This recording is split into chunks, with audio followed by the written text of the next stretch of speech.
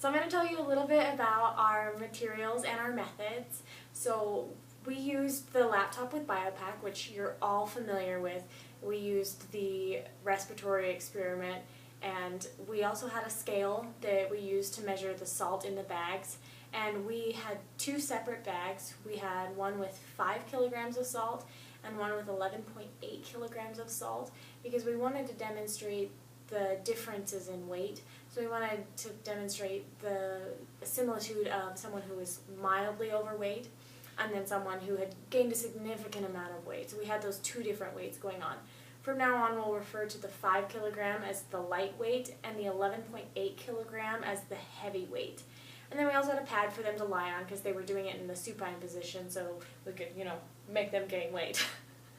And then we also had the spirometer, as you can see here, and then the calibration syringe, which you all used and are all familiar with.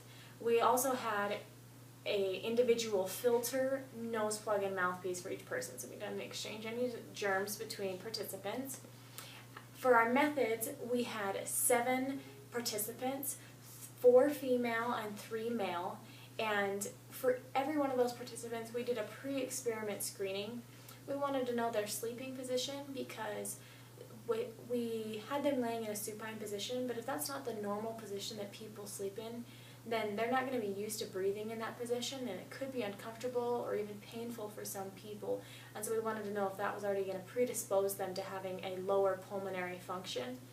We also wanted to know about their current health condition, because people who are in better shape obviously have better pulmonary function, and so this wouldn't be as challenging or as difficult for them.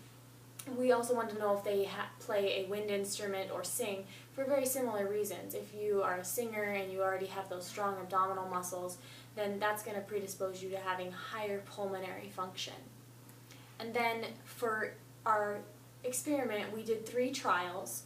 And for each trial, we had the participant laying in the supine position, and that's, like I said, why we wanted to know their sleeping position. And as mentioned before, we measured tidal volume, inspiratory reserve volume, expiratory reserve volume, and vital capacity to establish pulmonary function for each of the 3 trials.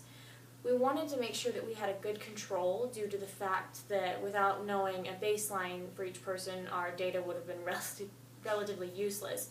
So we started out with each person breathing into the spirometer with no weight while they were laying supine on the pad. And then each person did 5 normal breaths, and then they would breathe in as much as possible, and then do 3 normal breaths, and then out as much as possible, and then 3 more normal breaths.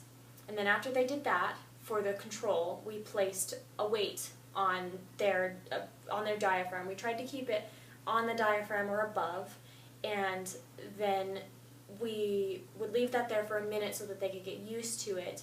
And while they got used to it, we asked them for their impression of their ability to breathe and how the weight affected their perception. So if they felt like it was harder or if they thought it was harder. And then after that, we asked the participant to execute the same procedure with the heavy weight. And each time we did make sure to ask the participant so that we had some subjective data. And that was our experiment. So now I'm going to turn the time over to Michael for the results.